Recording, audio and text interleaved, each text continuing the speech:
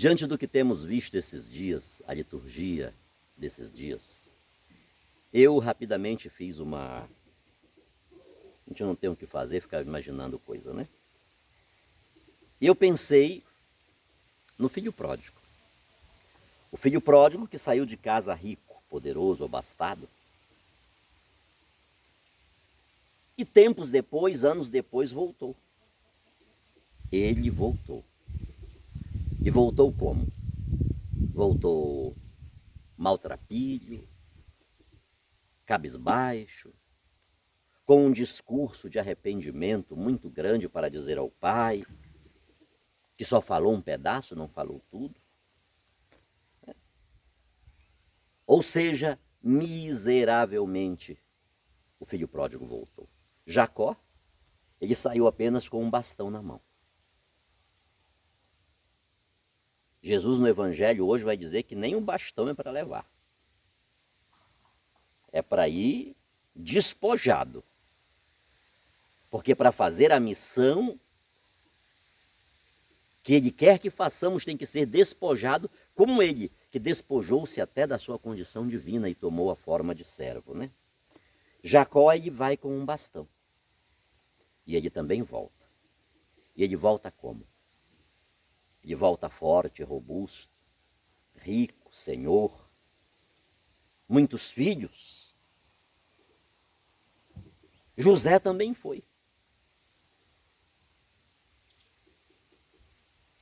O pai o manda ver como estavam seus irmãos. O trabalho deles, estavam apacentando o rebanho. Vai lá dar uma olhada como estão os teus irmãos. E aquela viagem que era para ser uma viagem curta, ela estendeu-se, tornou-se uma viagem longa e por pouco não transformou-se numa situação mais terrível. Então José ele também foi, mas ele não volta. Ele não volta nem pobre, ele não volta rico, ele fica. A terra onde ele foi escravo, lá ele fica. E lá ele se torna governador daquela terra, a segunda pessoa depois do faraó, e para aquela terra ele leva a sua família. Isso significa, queridos, que os mistérios de Deus são insondáveis. E porque os mistérios de Deus são insondáveis mesmo, no mais terrível que nos acontece, devemos enxergar a mão de Deus. Jacó viu isto. Ele vai dizer no texto de hoje, da liturgia da primeira leitura, não foram vós, foi Deus. Não foram vocês que me mandaram para cá, que me venderam para cá. Foi Deus que me mandou à vossa frente. Ou seja, José, que foi vítima da inveja dos próprios irmãos, ele tem agora a missão de cuidar daqueles que o tornaram escravos. É o que Jesus está dizendo para nós hoje, no Evangelho. Combatamos os sofrimentos. O reino de Deus está próximo, mas ele não acontece, queridos. Não nos apossamos do reino de Deus, não fazemos o reino de Deus acontecer, porque em vez de querermos combater os sofrimentos, nós nos tornamos produtores de sofrimentos. Nos tornamos produtores de lepras, de escravidões, de cegueiras, de mudez, de paralisias. Então, para que o reino de Deus aconteça, Jesus instrui os seus discípulos, aqueles 12.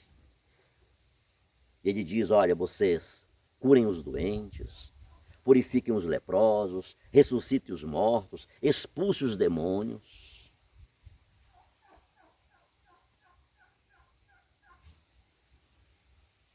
Jesus quer isso de todos nós.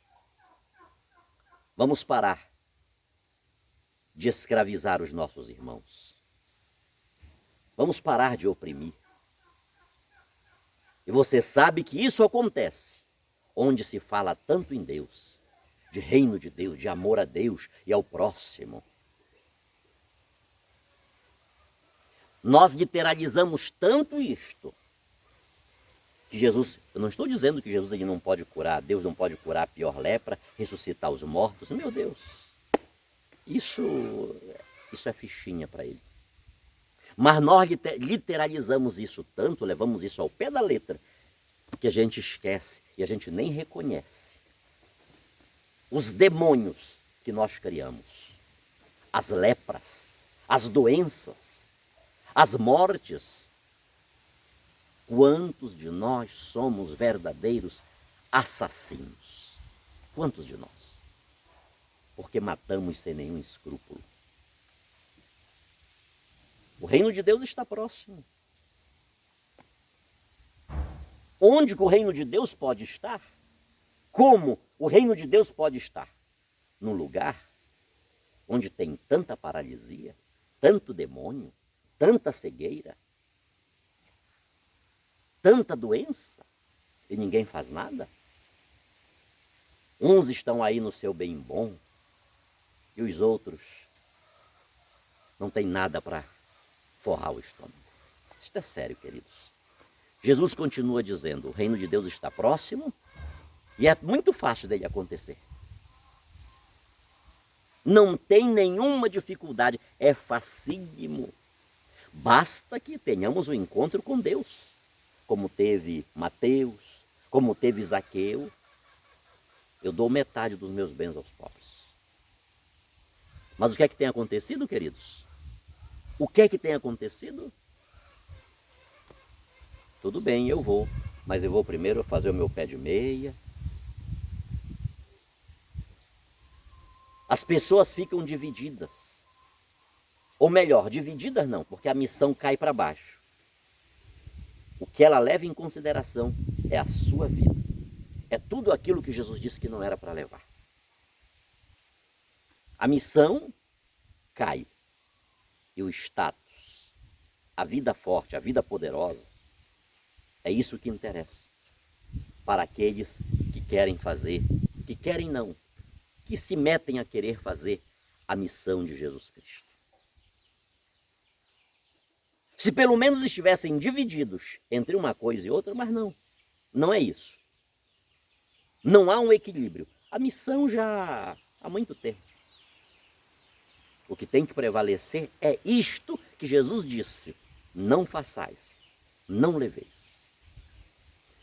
E com isso, a gente aumenta o número de doentes, de endemoniados, de mortos.